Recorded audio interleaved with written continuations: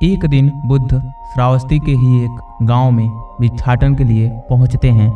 जब बुद्ध गांव में प्रवेश करते हैं तो देखते हैं कि पूरे गांव में सन्नाटा छाया हुआ है। दूर दूर तक कोई व्यक्ति नहीं नजर आ रहा था।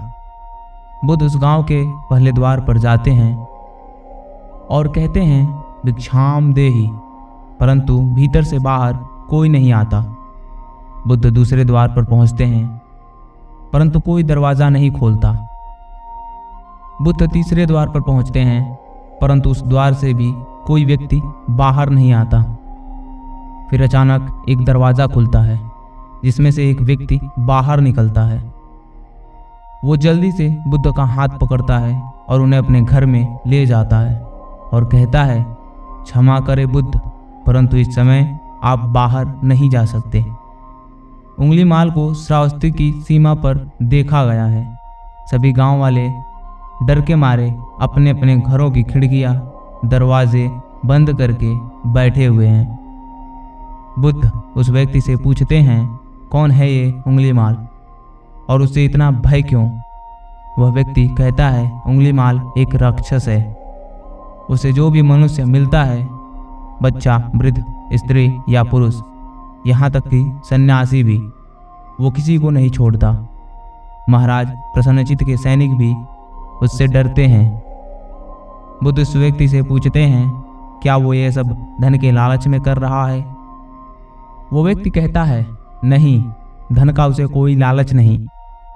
वो जब भी किसी मनुष्य पर वार करता है तो उसकी उंगली काटकर अपने गले की माला बना लेता है, इसलिए उसका नाम उंगलीमाल पड़ गया। और यह भी सुना है, जब उसके गले की माला में से 100 उंगलियां पूरी हो जाएंगी तो उसकी विनाशक शक्तियां और भी ज़्यादा बढ़ जाएंगी। बुद्ध कहते हैं, आभार आपका जो आपने मुझको उसके बारे में बताया। फिर वो व्यक्ति बुद्ध से कहता है कि कृपा कर आप बाहर न जाइए, क्योंकि वो आप पर भी वार कर सकता है। बुद्ध कहते हैं, वैसे अपनी राह छोड़ दो, ऐसा मैंने कभी नहीं किया। मुझे भिक्षा मांगते देख जन जन के हृदय में उंगलीमाल का भय कम होगा। फिर वो व्यक्ति कहता है, नहीं बुद्ध, आप मत जाइए, वो बहुत ही ज़्यादा खतरनाक है। बुद्ध कहते हैं, वो खतरनाक नहीं बल्कि दुखी है और मुझे उसके पास जाना होगा क्योंकि उसे मेरी आवश्यकता है। इतना कहकर बुद्ध उस व्यक्ति के पास से चले जाते हैं। कुछ दूर चलने के बाद बुद्ध वन में प्रवेश करते हैं। वन में चारों ओर एक सन्नाटा छाया होता है। दूर दूर तक ना तो कोई मनुष्य और ना ही कोई पशु पक्षी दिख रहा होता है, परंतु बुद्ध अपने मार्ग में आगे बढ़ते रहते हैं। अचानक बुद्ध के सामने उंगलीमाल आकर खड़ा हो जाता है। उसका रूप इतना डरावना होता है कि कोई भी व्यक्ति उसे देखकर ही भयभीत हो जाए। उसके गले में उंगलियों की माला होती है। चेहरा और हाथ रक्त से सने होते हैं और शरीर बलशाली होता है। उसका रूप इतना भयावह होता है कि किसी भी साधारण व्यक्ति के प्राण तो उसे देखते ही निकल जाए, परंतु बुद्ध पर उंगलीमाल के इस डरावने रूप का कोई असर नहीं पड़ता। बुद्ध उसे नज़रअंदाज कर कर आगे बढ़ जाते हैं। उंगलीमाल फिर वह बुद्ध को आवाज़ देता है, ओए सन्यासी रुक। फिर भी बुद्ध उसे नज़रअंदाज करके आगे बढ़ जाते हैं। वह मन ही मन सोचता है कि मुझे देखकर लोग या तो भाग जाते हैं या मुझे देखकर ही मर जाते हैं या फिर मुझे अपने प्राणों की भीख मांगने लगते हैं। मैंने कई सन्यासियों को भी मारा है, परंतु मैंने आज तक कोई ऐसा व्यक्ति नहीं देखा जो मुझे नज़रअंदाज करके अपने मार्ग में आगे बढ़ जाए। या तो इसने मुझ पर ध्यान नहीं दिया होगा या फिर हो सकता है कि यह देख ही ना सकता हो, परंतु मुझे इससे क्या, मुझे तो अपनी उंगलियों की माला पूरी करनी है। उंगलीमाल बुद्ध को आवाज़ लगाता है, ए साधु रुक। फिर भी बुद्ध उंगलीमाल को नज़रअंदाज करते हैं और अपने मार्ग में आगे बढ़ते रहते हैं। उंगलीमाल और ज़्यादा क्रोध में भरकर बुद्ध को आवाज़ लगाता है, ए साधु रुक। फिर भी बुद्ध उंगलीमाल को फिर से नज़रअंदाज करते हैं और अपने मार्ग में आगे बढ़ते हैं। उंगलीमाल तीसरी बार बहुत ही ज़्यादा क्रोध में भरकर आवाज़ लगाता है, ऐ साधु रुक। फिर बुद्ध रुकते हैं। उंगलीमाल बुद्ध के पास आता है और कहता है, मेरे आदेश देने के बाद भी तू रुका क्यों नहीं? बुद्ध कहते हैं, मैं तो बहुत पहले ही रुक चुका हूँ, तुम ही चलते जा रहे हो। उंगलीमाल ये समझ नहीं पाता कि बुद्ध क्या कह रहे हैं, परंतु वो इतना ज़रूर समझ जाता है कि मेरे सामने खड़ा व्यक्ति मुझसे थोड़ा भी नहीं डरता। उंगलीमाल बुद्ध को डराने के लिए चिल्लाकर पूछता है, ऐ साधु, तुझे मुझसे भय नहीं लगता क्या? मैं आदि मानव हूँ। बुद्ध कहते हैं, नहीं, तुम मानव हो। बुद्ध की यह बात उंगलीमाल के हृदय पर लगती है। पहली बार उसे किसी ने मानव कहा था, परंतु उस बात को नज़रअंदाज करने का प्रयास करता है और बुद्ध से पूछता है, ऐ साधु, तूने ये क्यों कहा कि तू कब का रुक चुका है, जबकि तू तो चल रहा था?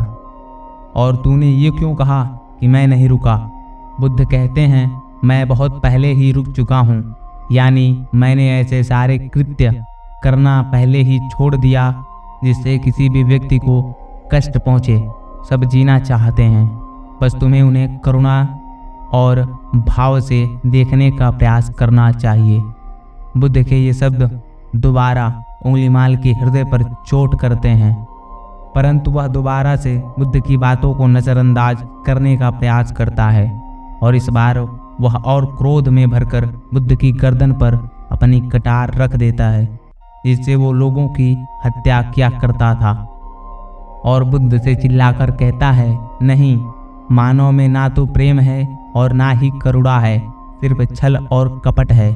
इसलिए मैं सबकी हत्या करूंगा और किसी को जीवित नहीं छोड़ूंगा। बुद्ध कहते हैं, तुम्हें लोगों ने बहुत दुख दिया है उंगलीमाल। क्रूरता मनुष्य अज्ञान के कारण ही करता है। ईर्ष्या, द्वेष, मोह, माया, ये सभी अज्ञान की ही संतानें हैं, परंतु वो व्यक्ति ही है जिससे दया, करुणा, सद्भाव और समझ का उदय भी होता है। उंगलीमाल, यदि इस जीवन में क्रूर और निठुर लोग हैं तो दयावान भी हैं। बस तुम्हें अपनी आँखों से इस अंधेपन की पट्टी को हटाना होगा जो तुम्हें केवल बुराई ही दिखा रही है। वो बड़ी हिम्मत जुटाकर क्रोधित होने का नाटक करके बुद्ध से कहता है, तुम और व्यक्तियों जैसे नहीं हो। बुद्ध कहते हैं, मैं हर व्यक्ति जैसा हूँ, बस जागृत हूँ और यह सिद्ध कर रहा हूँ कि हर व्यक्ति में जागने की क्षमता है। मेरा मार्ग क्रूरता को दया में परिवर्तित करता है। उंगलीमाल, तुम अनजाने में घृणा के पथ पर हो। बस इस क्षण रुक जाओ, तुम्हारे भीतर भी ये क्षमता है कि तुम दया और करुणा के पथ पर चल सकते हो। इतना सुनते ही उंगलीमाल के हाथों से कटारी जमीन पर गिर जाती है और उसकी आंखों में आंसू बहने लगते हैं। फिर उंगलीमाल कहता है, परंतु अब मैं बहुत दूर निकल गया हूँ। मैंने बहुत हत्याएं करी हैं और बहुत पाप करे हैं।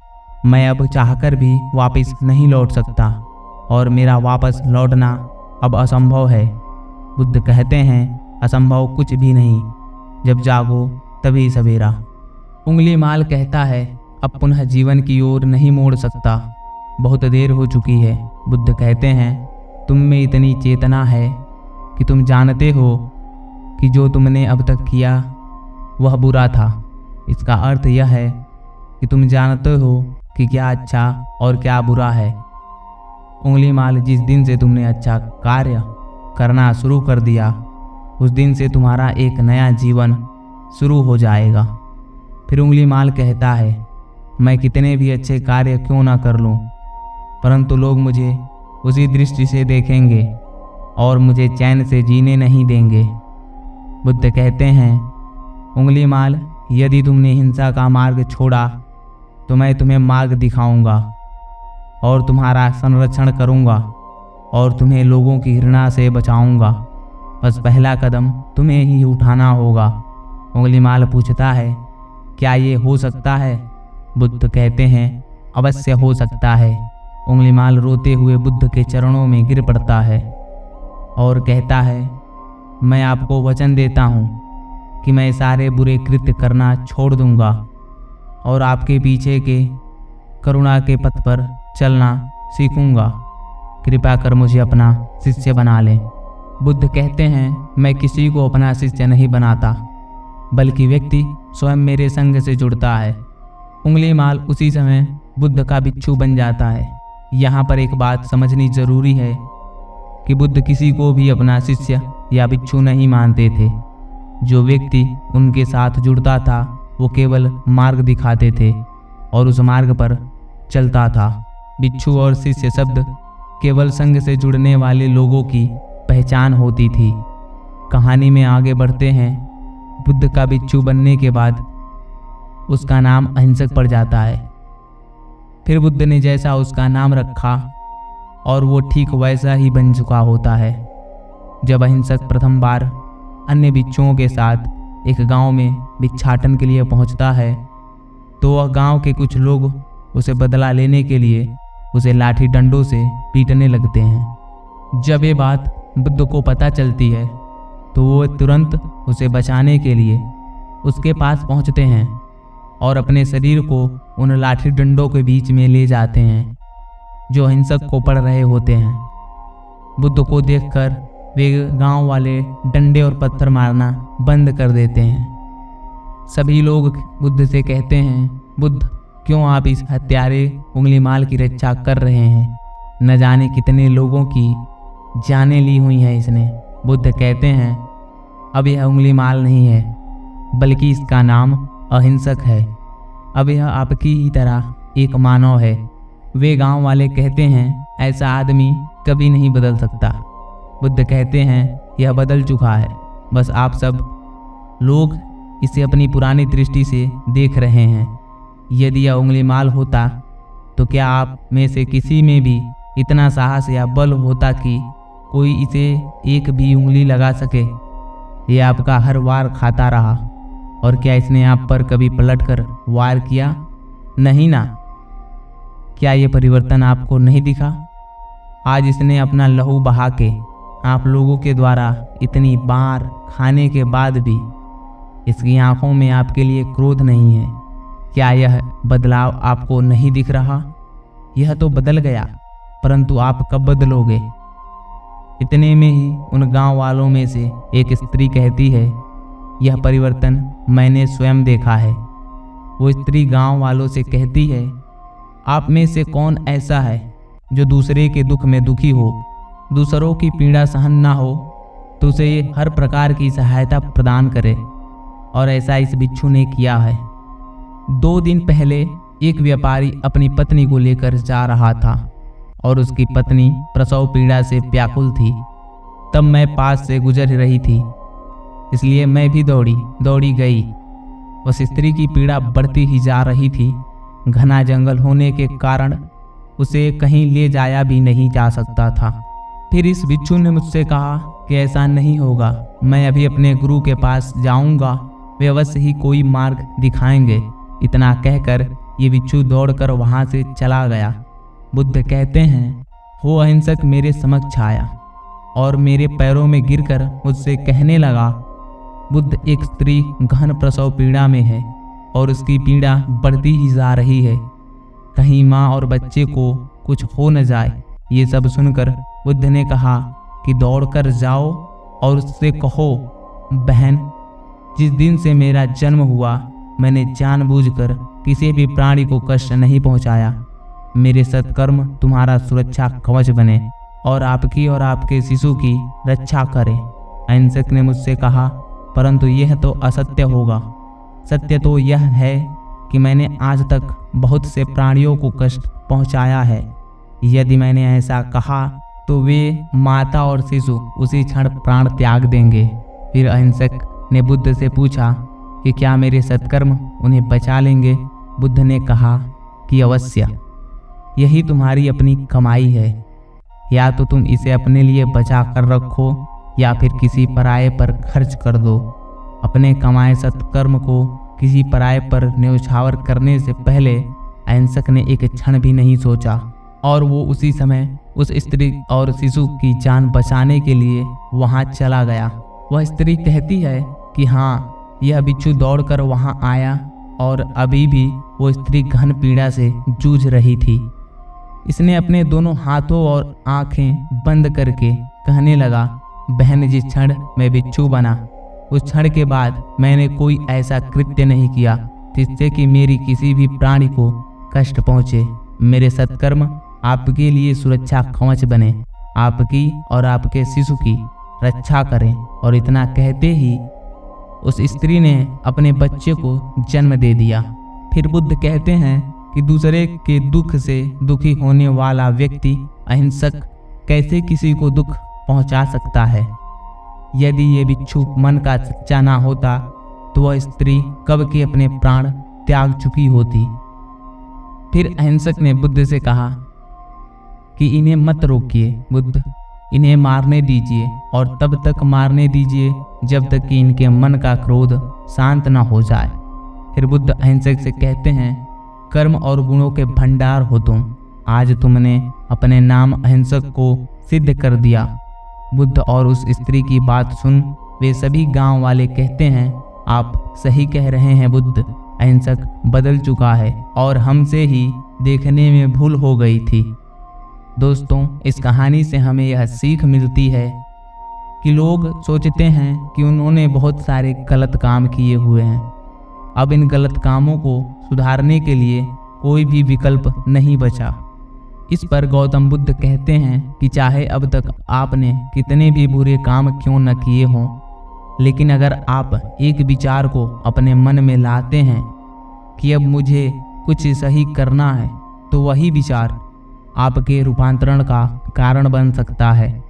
पर सबसे ज़रूरी बात यह है कि आप पहला कदम उठाने के लिए तैयार रहें। दोस्तों, यह कहानी आपको कैसी लगी नीचे हमें कमेंट करके बताएं।